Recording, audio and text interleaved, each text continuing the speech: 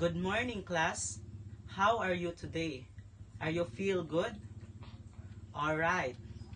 So, our topic for today is about patterns of development in writing across disciplines. So, why patterns matter?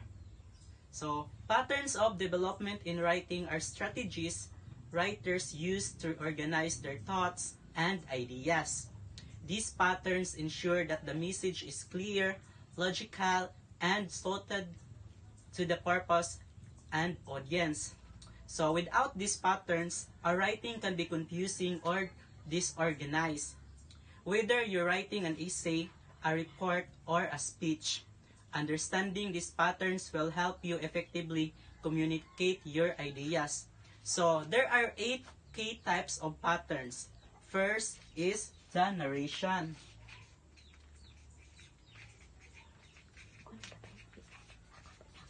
So, what is narration? So, narrations, it organizes events in chronological order, which means telling a story as it happened step by step. So, this pattern is commonly used in storytelling and historical accounts or reports or personal experiences. So, number 2 is description. So, what is description? So, description focuses on sensory details, what you see, hear, smell, taste, or feel. It helps readers visualize or imagine what you're describing. So, you use this pattern when writing travel, blogs, product reviews, or even poetry.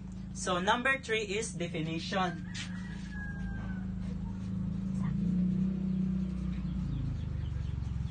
So, definition, it explains the meaning.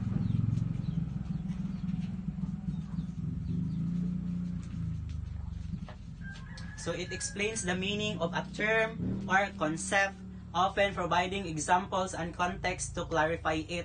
This is common in essays, textbooks, and manual is where you need to introduce and explain a topic. So, number 4 is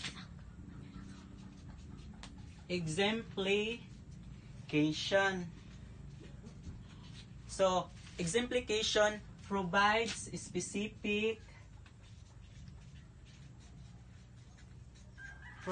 specific examples to illustrate a general idea, while classification groups similar items into categories. So, 5th is comparison and contrast. So, comparison and contrast, these patterns highlights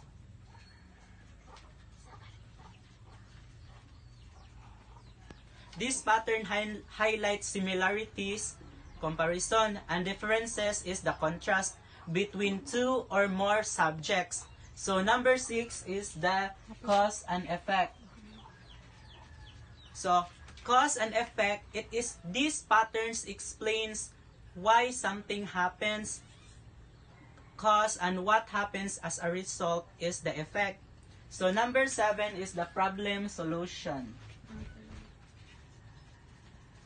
So, the problem solution is this pattern identifies a problem and then proposes one or more solutions to address it.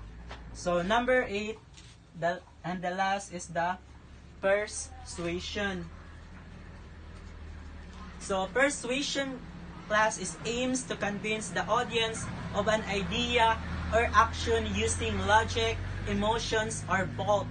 So, in real life, writing these patterns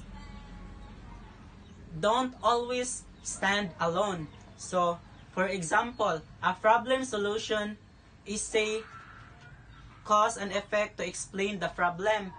Similarly, a descriptive narrative might include elements of narration to set the sense. And that's all. Thank you.